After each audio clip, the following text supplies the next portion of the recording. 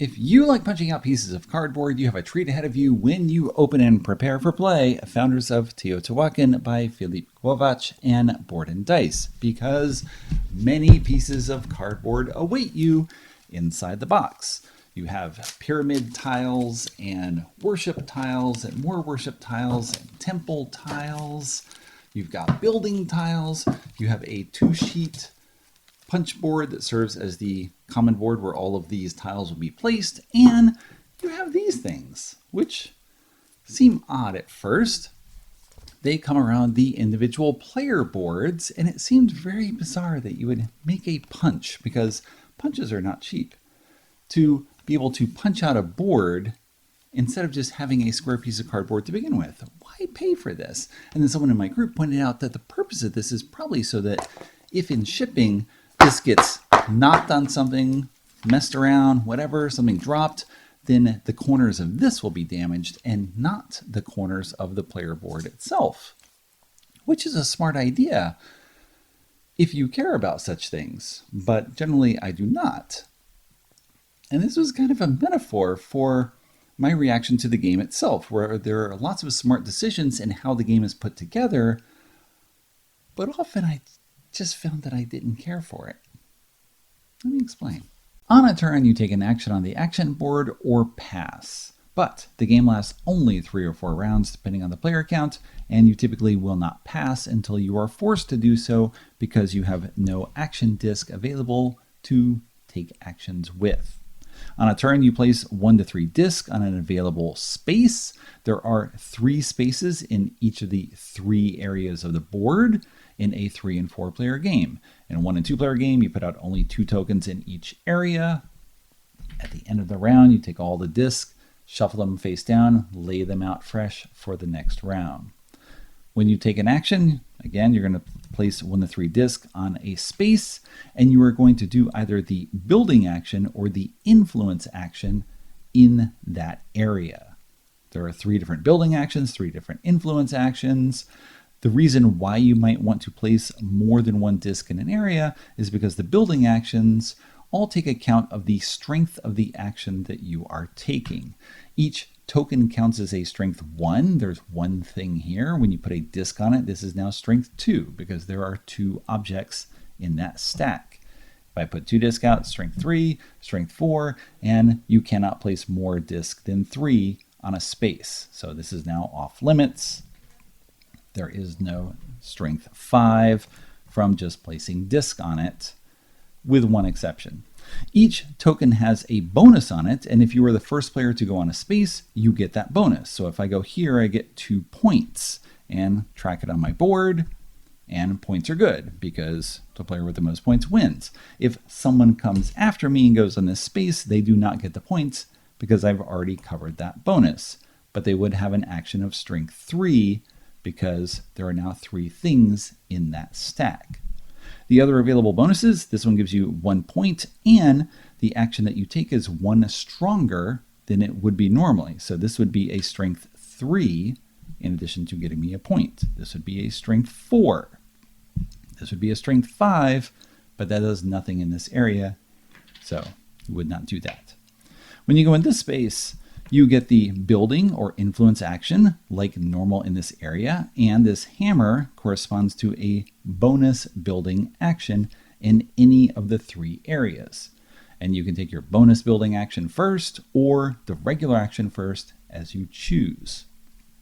This space works similarly. I'm going to take a building action or an influence action, and this lets me take a bonus influence action in any space.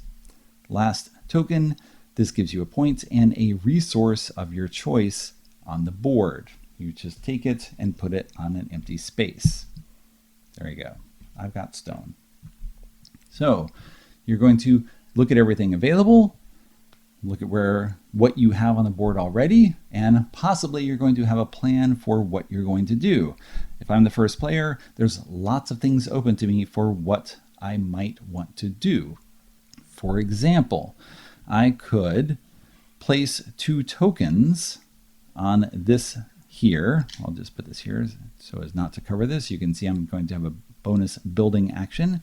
For my regular action, maybe I do this, where I'm going to build two 1 square buildings on the board. I could build 2 wood, 2 stone, or 1 of each. Let's say I do stone because I've already got some wood here. And I put them anywhere I want within my architect's reach. My architect can only do things in this half of the board. This is what he's looking over now, surveying the area, directing other people what to do. He's probably not doing it himself.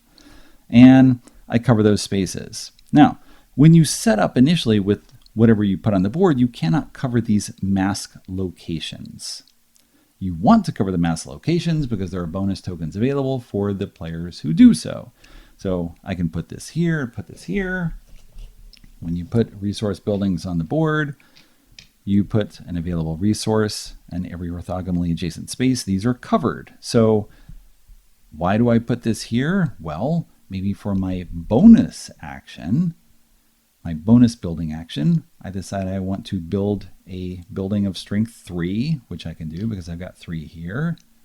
I drop this down here. I lose this stone. I put out only 2 more stone because, again, everything, this is already covered. But I've now covered this mask space. I would get this token, and I would score 4 points.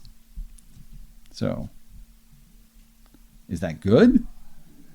I don't know. It depends on what you're trying to do for the rest of the play. I had to use 2 action discs to do that. So I'm going to take at most 4 actions in the first round. Maybe it's worth it because I got 4 points. I have some stone, which is going to let me build other things. You need stone to build any of the temples. So maybe that's one thing I could do.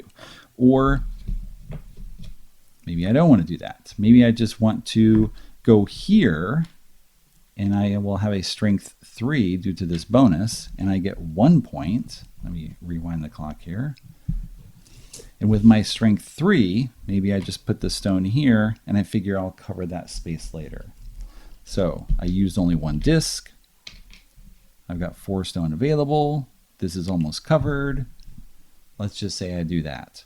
After you take an action on the board, whatever that happens to be, you move your architect clockwise 90 degrees. So now this is the area in which I work. So good or bad, this is what I have available to me. Other people are going to take their actions. I will cover up some spaces. Let's say we go here and here. That makes no sense. That will make sense. And sure, we'll do that. Comes back to me. Another thing I could possibly do is to take a pyramid action. You are going to build. If I go here, it's a strength 2, and I get a bonus influence. If I go here, I get a point and a resource, and it's strength 2. And if I go here, it's strength 4. Why that's important is the cost of building a pyramid tile is 2 gold and a wood, plus 1 gold for every strength below 4 of the action you're taking. So if I build here with strength 4, 2 gold and a wood. If I build here, it's a strength 2, so it's 4 gold and a wood. I have that gold. When you spend resources, you spend them from wherever you want. You own all this area, but you're only overseeing this half and can only build there. So let's say I want to be efficient and not spend lots of gold. I will give up that influence action or that resource and points in order not to spend gold. You choose one of these, destroy the board as you do so, put it out, and your architect can only see these spaces right here. Whatever I cover, I'm going to get that bonus. So if I go here, I get 4 points. Here's a point and a size 2 building of my choice from the reserve. Size 3 stone, which I just took an action to do. I could have gotten it here. Or I get a temple. I'm going to get a blue temple from the reserve, not from the supply available here, and I must place it in my architect's area. I'm going to spend 2 gold and a wood, and I'm going to spend that gold here because now I'm going to drop this blue one right here to almost cover that mask space. Okay. Why is that important? Oh, sorry, back up. I get 2 points. Every time you place a pyramid tile, that's 2 points. You will often forget that. That's just what happens. There's lots of little details here. I put this down, I move my guy. Why does this temple matter? Well, at game's end, you are going to look at each of the 3 colors that you have. Sorry, let me start that over. You're going to look at each quadrant on your board, and you're going to look at the pyramid tiles and the temple tiles in that quadrant. So this quadrant right now has 1 blue temple and 2 blue pyramid tiles. This one straddles the line. It's actually in both quadrants. And you you score 2 points for each temple per tile on that bottom layer of your pyramid. So this is 4 points right now. 2 points for this pyramid tile, 2 points for this pyramid tile. If I built more, let's say I built there, and then later I built here on top. Once you have this area all built up, I can build on top. And now this blue pyramid tile is on the 2nd level, and every blue in this area is worth 3 additional points. So this would actually be worth 7 points. If you build your pyramid up completely and you have something in the middle, something I have not yet seen in 4 games, this is in all 4 quadrants, and it will score all 4 quadrants for that color of temple. So at game's end, again, you're going to look at this. Let's say I have this here. This is 4 points. I go here in this quadrant. I have no orange and no blue temples, nothing. I have a green and a green. That's 2 points. I have a green and green. That's another 2 points. 8 points total for my temples, which is not much, but the game has only begun, and I'm just making things up by throwing stuff on the board. So place this, do this. Okay. Getting temple tiles, that's the only end game scoring that you're going to have. When you place a temple on the board, you take one of the available temple tiles for that color. So I could take this one, which will give me points equal to the number of orange temples I have multiplied by the number of stone buildings that I have with a maximum of 9. I have no orange, I have 1 stone. This one is 8 points for having these 2 buildings on the board, and I already have 1 of them, so I'll take this one. I started with this green one because I started with a green temple tile. You take them at random at the start of play. I'll talk about how to resolve them in a moment. Turn over a new one. This one, if you have this assortment of buildings, you can cash it in for 5 points by using an action to do so.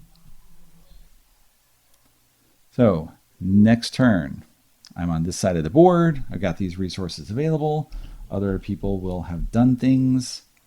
Again, I'm just taking actions without looking at what's available here. Let's say orange did this. Okay.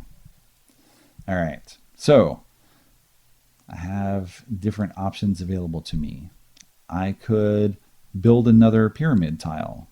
It would go in one of these 2 spaces because this is the reach of my architect on this part of the board. Maybe I want to get that other blue. No one else took it. Put it here and then build up for the future and highly concentrate on blue temples in these 3 quadrants. That's a plan. Maybe I want to do that. I could just get a blue temple. The cost of a temple, well, let's say if I go here for a strength 3, this needs a strength 3 to buy it at a discount, just stone and wood. If you have an action under strength 3, you pay an extra wood for each strength it is under 3. This needs strength 4, strength 5. So strength 4 action, needs a strength 4. I have a strength 3. I have to pay 2 stone and an extra wood. If I pay 2 stone and extra wood, I take them from wherever I wish. Let's go ahead and do that. Take this blue. I could cover this mask space here to get 7 points. That seems like a winner. But if I put this here, then I can't, at some future point, nest those blue in order to double up and score them both on this quadrant and that quadrant. Everything that you're doing to build is going to be giving up something or other to get something or other, as is the case in most games. Let's say I do this, I get these 7 points.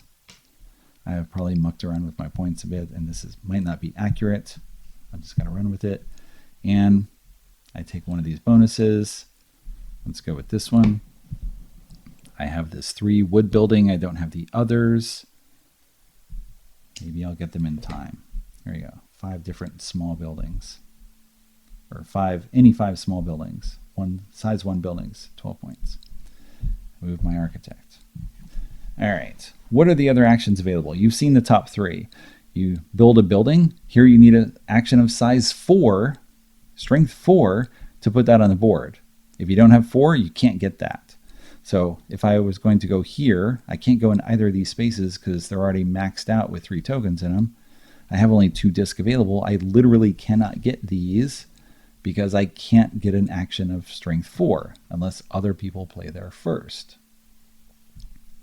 You've seen the temple action. You're going to pay for the temple.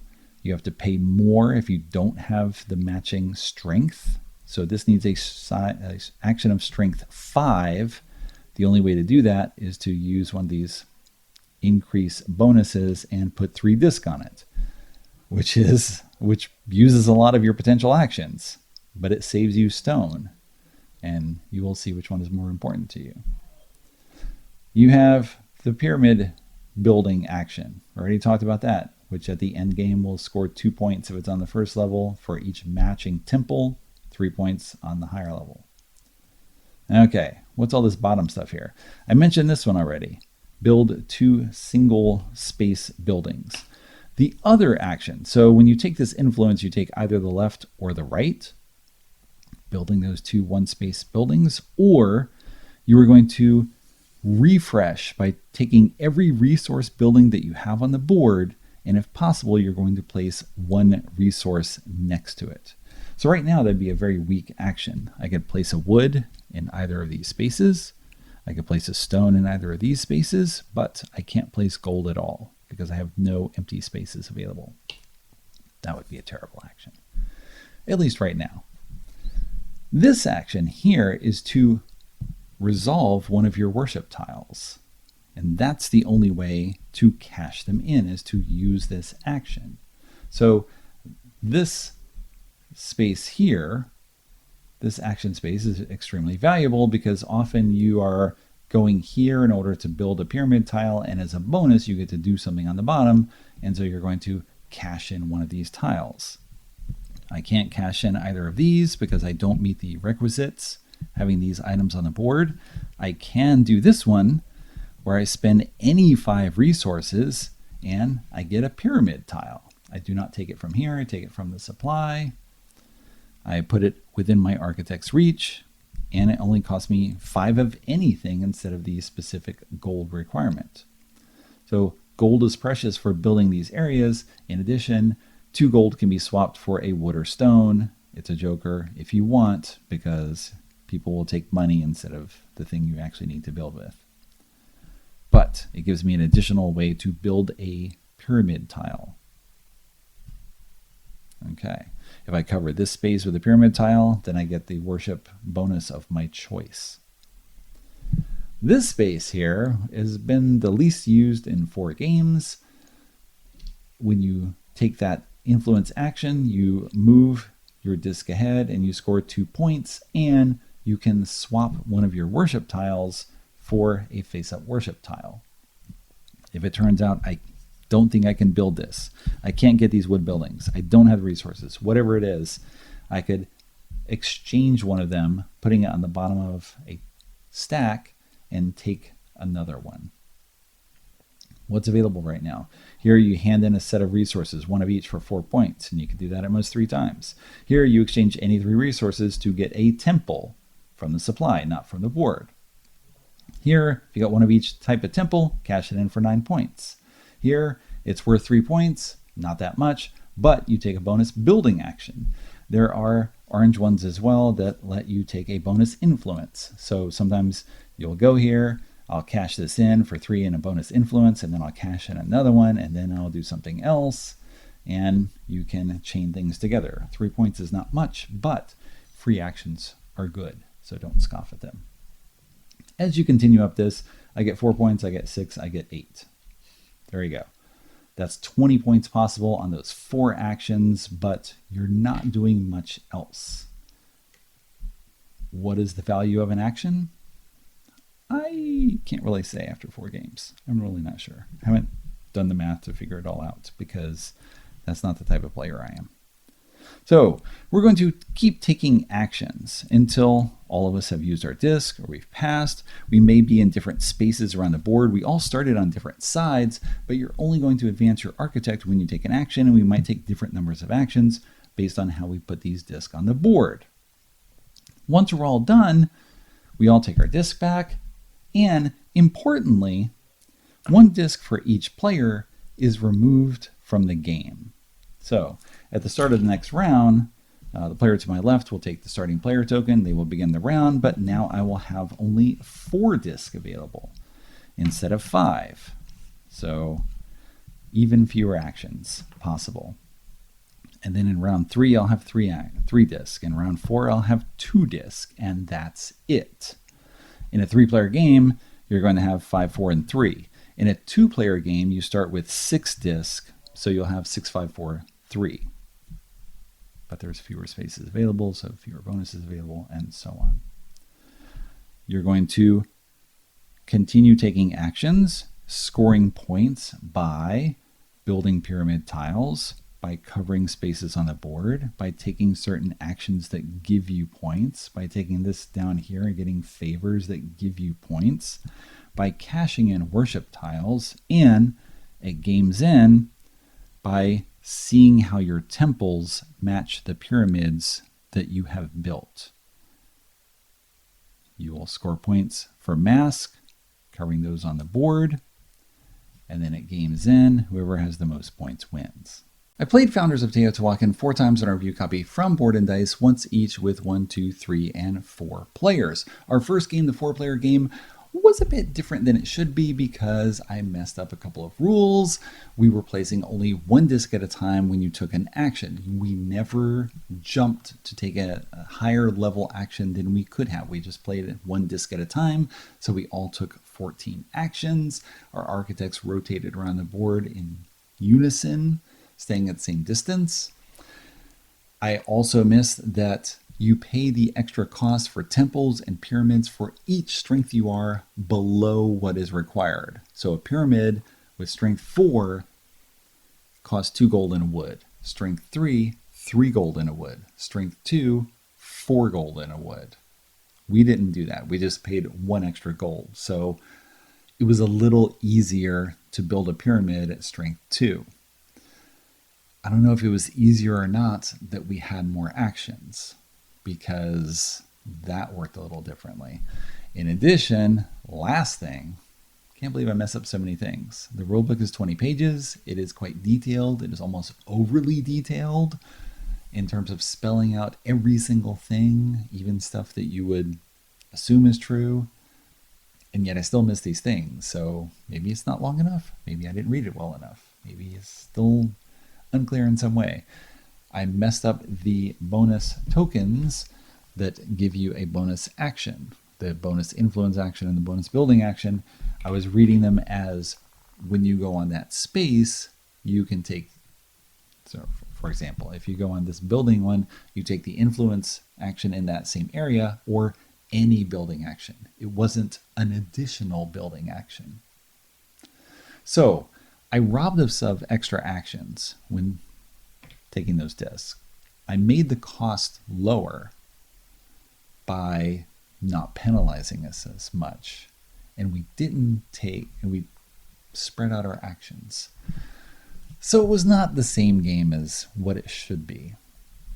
But when I played the 2-player game, the other player was in that 4-player game. When I played the 3-player game, Those other two people were the other two people in the 4-player game. So we all got to try it again with the proper rules. And then I tried a solo game. And playing with the proper rules, it felt like everything was working as it should, as it was designed to do. And yet, we all came away saying, yeah, that was okay. Everything seems designed to work in a good manner, the way that you would think a game would work. You've got tight restrictions on where you're going to build. You've got this challenge of placing tiles in the proper location to cover mask. There's a race to get the mask because the points drop as you go down. Your architect is going to keep moving, so you have to plan ahead to decide what you're going to build where, so that when you get in the location where you want to build a temple or build a pyramid tile, you have the resources to do so. You have to have that look ahead to make sure you're in the right space with the right stuff. You have a competition for the temple tiles and the pyramid tiles themselves. No matter the player count, you're putting out the same number of temples, 2 of each, the same number of pyramid tiles, 2 of each. You adjust the resource buildings a bit based on the player count. But all of us felt like we were pretty much doing our own thing and not concerned with what other people were doing. We had plans. We had to coordinate what we were doing, again, to have the right things at the right time. But it was very much a heads-down game where I literally did not think about what you were doing. What action were you going to take? What was not going to be available to me on my turn? In a way, it's because it's difficult to plan. Maybe I'm looking and saying, I want that orange tile. There's 2 people in front of me. It's unlikely both of them are going to take the orange tile that's available. So I can just go ahead and plan for what I'm doing. And maybe it's going to cost me an extra stone or 2. Oh, okay. But it didn't concern me. It wasn't stressful in the pleasantly stressful way that a game should be. There's a challenge of fitting the tiles onto the board, and yet none of us felt like we were really restricted in how we built. There's a challenge to fit things, but it wasn't an engaging challenge the way that we thought it would be, the way that you look at a polyomino game and think it should work. It didn't have that feel. And it was really interesting.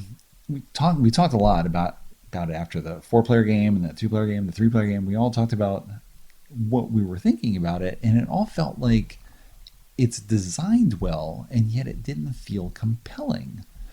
And I was really trying to figure out why. Why is this not working? So looking at the polyomino challenge where you're fitting things in all of the games, so okay, the 4-player game, which didn't quite work right, I will admit that straight up. Maybe I should discount that completely. But the 2- and 3-player game, the solitaire game I played, the board doesn't get that full. You're somewhat restricted in placing things, and yet not that restricted. There was never an issue of, I need to put this resource building on the board, and I get no resources because that space is completely full. Or I'm okay putting that resource building to fill that spot because it's getting me a mask, and that's fine, because that's points. I'm not really getting it for the resources, I'm just getting it to fill that space. And you're putting down the temple tiles sort of to cover the mask, to avoid the resources, and for endgame scoring. And there didn't seem like it was that much of a challenge to fit everything in. So we're talking about comparing the two because, of course, Patchwork is kind of the Ur tile laying game, the thing that comes to mind immediately, at least for me, when I think of tile laying. And we all brought up Patchwork as we were thinking about it. Now, Patchwork works differently in that it's only 2 players, and you can only take tiles from the 3 that's in front of you. You lay out all the tiles in a random pattern, you only have access to the 3 available. Here in Founders, you have pretty much everything until someone takes the last one. But okay, if I didn't get the 3 stone, now I get a 2 stone. And it probably doesn't make that much of a difference for me. Whereas in Patchwork, it was critical that you get the piece that you want in order to fill this gap, to close this area, and ideally work towards this bonus that you get, the single bonus. The game is nothing other than tile laying, with you fretting over how to fit everything together and how to afford the pieces that you need to buy. It is highly focused on that. And then in Founders, it felt more like the tile laying was there, but it was just part of the stew. It wasn't the focus. It wasn't the meat of it. It wasn't what you were centrally focusing on as the challenge of the game, unlike Patchwork. And so then we were thinking about Arc Nova, because we'd all played Arc Nova. This is the same group I have regularly. And there is a tile placement part of Arc Nova as you're building your zoo. It works completely differently in that all the pieces are available, pretty much. You have pieces of size 1 to 5 always available. You've got access to 1 reptile house, 1 bird area. You've got some special things that you can get if you get the right sponsor cards. But you can plan to build what you want because the pieces are all there. And all that matters is, well, do you have the money? And do you have the animal to put in that thing that you're building, that enclosure? What is driving you there is now the tile placement is just an element of the game, like Founders, but it becomes different in that the challenge of fitting everything together in Arc Nova has more integrated things that feel like bigger constraints. You have to worry about your money. Can you afford the enclosure you want? You're going to try to fit the enclosures in probably as tight as possible so that you can get extra income off the kiosk that you're building. You want to build them in the proper location so that you can fit a kiosk in and score points later. You're trying to cover certain bonus spaces on your board because those are often required for whatever else you're trying to do. You're trying to see if you have the action strength available in order to build the size enclosure that you want. So there's this whole manipulation of cards effort. In Arc Nova, you have like 5 different things all pointing together, and you're trying to just knit together this thing and have it all work at exactly the right time. And you never had that sort of pressure in Founders. It didn't feel like anything was that critical. So from the extreme of nothing but tile laying to tile laying as an integrated part of the game, Founders fell in this middle ground where it didn't offer either perspective. It wasn't the intensity of tile laying, and it wasn't this almost business plan level effort needed to make it all work. It felt like there was enough stuff available and enough room available. And why am I doing this? It's like a challenge, but it's not a real challenge. It's almost like an obstacle course, but the obstacles are not really impinging your movement that much, and I could just like easily walk around them, and I get to the end.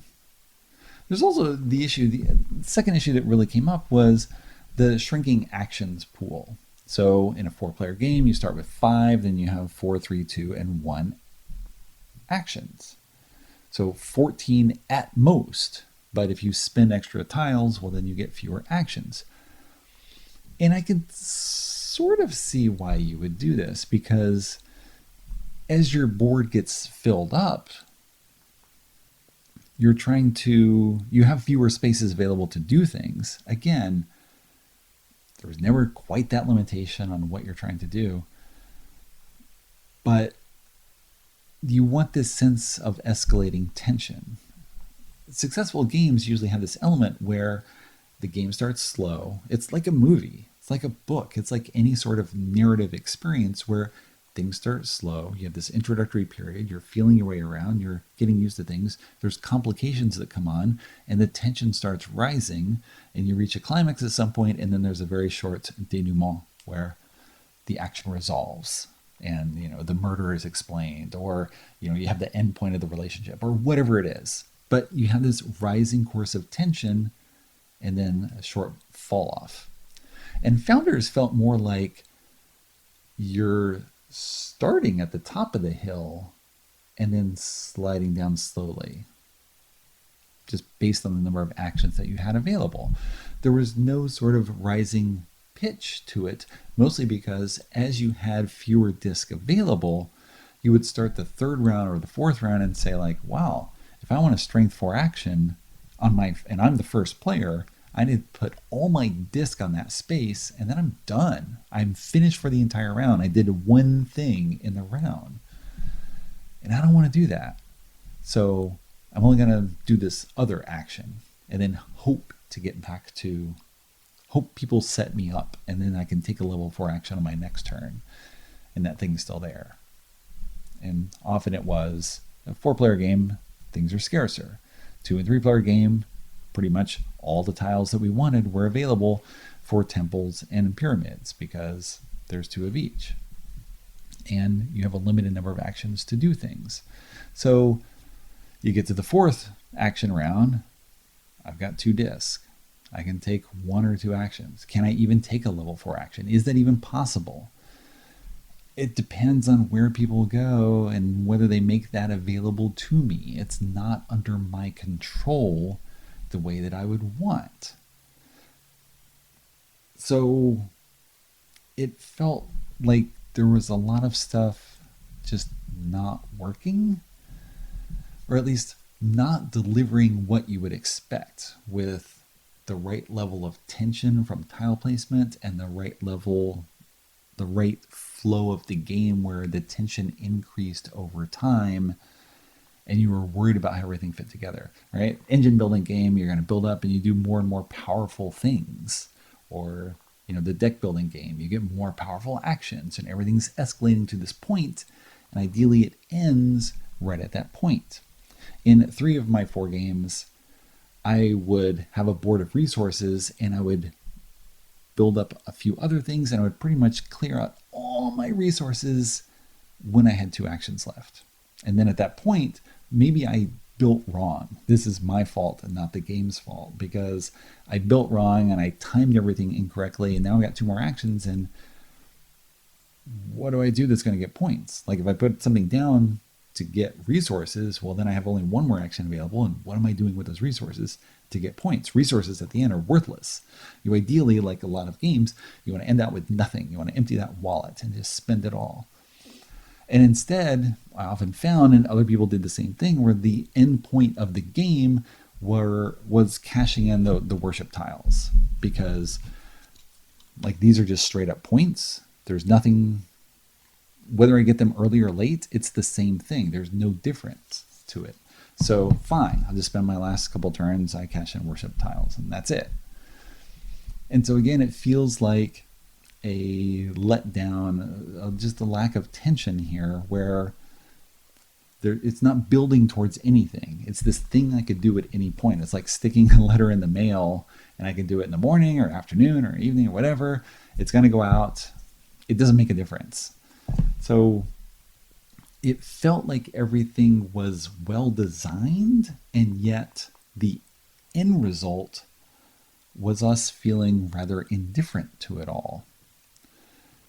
And I played the solo game, which is designed by different people, and it sort of crystallizes that feeling that comes across with multiplayers, in that in the solo game, you set up only 1 board, you take 2 colors of disc and they're sort of working against you. You put out 3 pyramid tiles of each color, you put a resource on each of those tiles at random, and they're going to take random actions. You're going to put disc in the box or in a bag or whatever. I put it in the lid of the box, and you draw out 2 discs. And those are the action. Like, oh, blue is going to take an action and orange is going to take an action. And blue is going to take an action depending on where it is on these pyramid tiles I lay out and where its architect is on the board. So the action is forced and somewhat random. You can look ahead and say like, well, when blue takes an action, it's going to build a blue temple. So if I want a blue temple, I better take that now instead of later. But often I wouldn't care because I had a specific plan for what I wanted to do. And the reason for that is because when you're doing the solo game, this is going to come through here, you start the game by rolling an 8-sided die 3 times, and it gives you a challenge. One from column A, one from column B, one from column C. So my challenges were to, I could not build green pyramid tiles. If I built any other than my first one at the start of the game, I lost. I needed to have at least 4 wood buildings of size 2.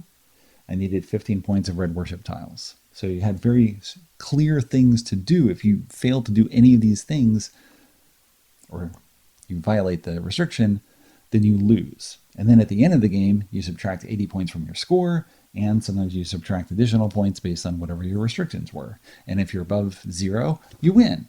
And you can win better or win worse. If you're below 0, you lose. That's it. So the game felt very abstract and random with what was going to happen. Blue was going to build this, and yellow was going to build this, and this, that, and the other, and things were going to happen. But it felt abstract and random, and it felt like that almost during the game with other players, and that I wasn't paying attention to what they were doing at all. I was in the same game with them, but not really in the same game. Not the same mind space of the game. So, again, I mean, maybe this is just a case where it's not you, it's me. But of course, it's not me because of qualities that you have. Because what you're giving me is not what I want, is not what feels satisfying. It didn't build towards anything and give me something that I felt I had to go back to and explore again. Because after 4 games, again, one sort of botch, but it felt like there wasn't a challenge. I didn't have a direction. I don't see what I could do different in a meaningful way that would matter and make it more of a challenge. Just because, again, nothing's going to change with how those discs get played out. That's the rules for how they work. And so you got this declining tension and ability for what you can do at the end. And placing the tiles, that's not going to change. So it's not you, it's me because of you.